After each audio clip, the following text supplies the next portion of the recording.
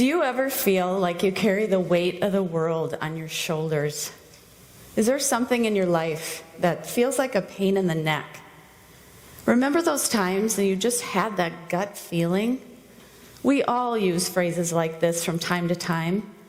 And as a massage therapist and body worker, I hear phrases like this from clients. It seems we tend to express our emotions as if they have some connection within our bodies. This has led me to ask another question. Do we hold strong emotions in our bodies? And if so, what does this mean for our well-being?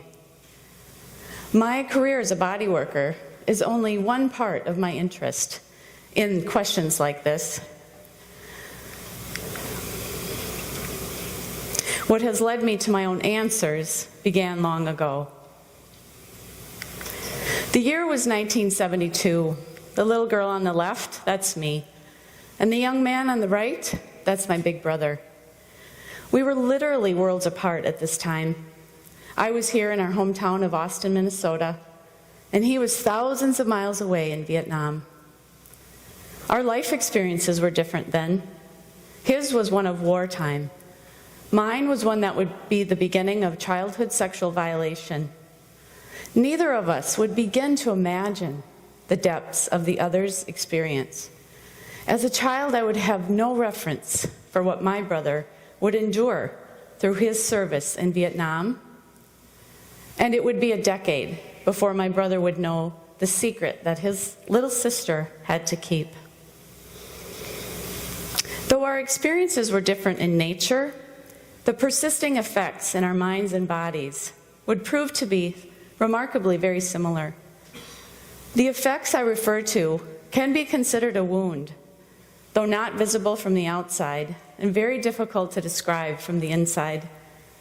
The wound of post-traumatic stress disorder, or PTSD, has been known by many as the invisible wound.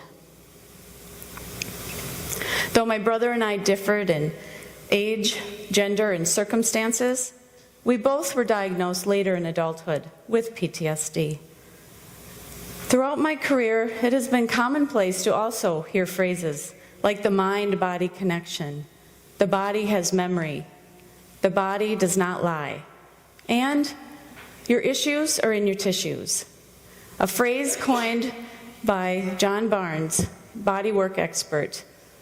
Barnes states that traumas from our past can become trapped in our tissues. They then create a filter in our lives. They become a rigid, constricted, habitual reaction from which we then view life. After trauma, holding strong emotions in our bodies is an understatement. In fact, with books written by trauma experts with titles like The Body Keeps the Score and The Body Bears the Burden, a considerable amount of research does validate that trauma does affect our physical health. High doses of stress affects brain development and the immune and hormonal systems. Trauma literally changes our physiology. To clarify, trauma can include one-time incidents like accidents and surgeries and deaths.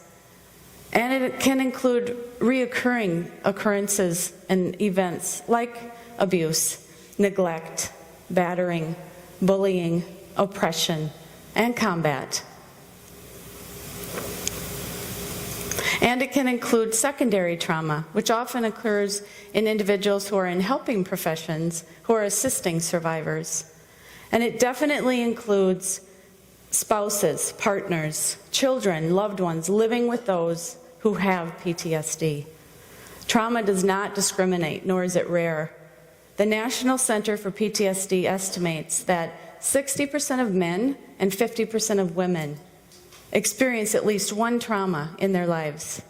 What that means is that over half of us here today potentially have or will experience trauma in our lifetimes.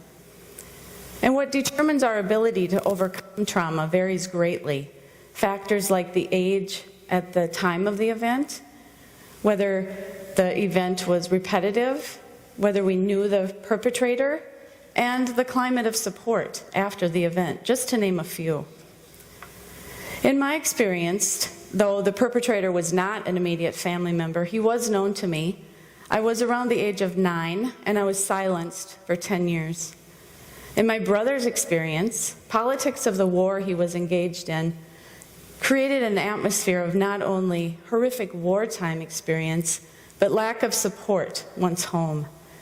These elements for us individually made for decades of hellish emotional and physical symptoms. Stomach aches for me began also around the age of 9 and continued into adulthood until the diagnosis of irritable bowel syndrome. I also became anemic and chronically fatigued. And my brother and I share symptoms like anxiety and depression, nightmares and insomnia.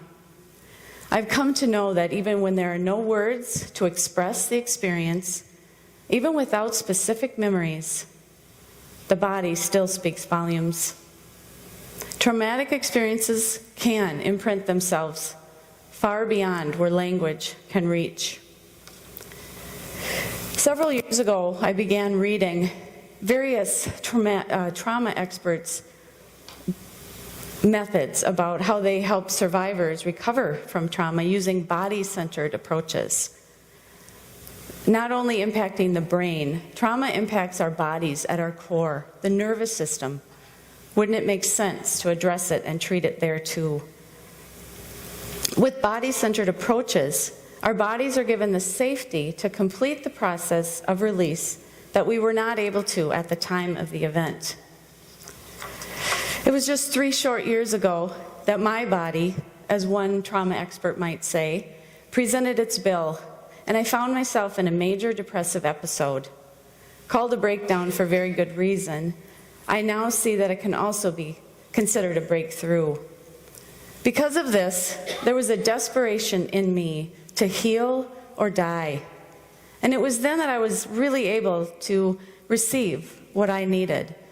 And for me, this has come in the forms of body-centered approaches like breath work and yoga and meditation and a technique called somatic experiencing, the emotional freedom technique, and an eye movement method called EMDR. I believe that it's never too late to get to the core, but I'd be lying if I said that I don't wonder what my life would be like if I had gotten to the core decades ago. Could much of the collateral damage of trauma been avoided? Substance abuse, chaotic relationships, financial hardship, and continual self-loathing? Since we as survivors tend to redefine ourselves and our lives around the traumatic event, I believe the earlier the intervention, the better.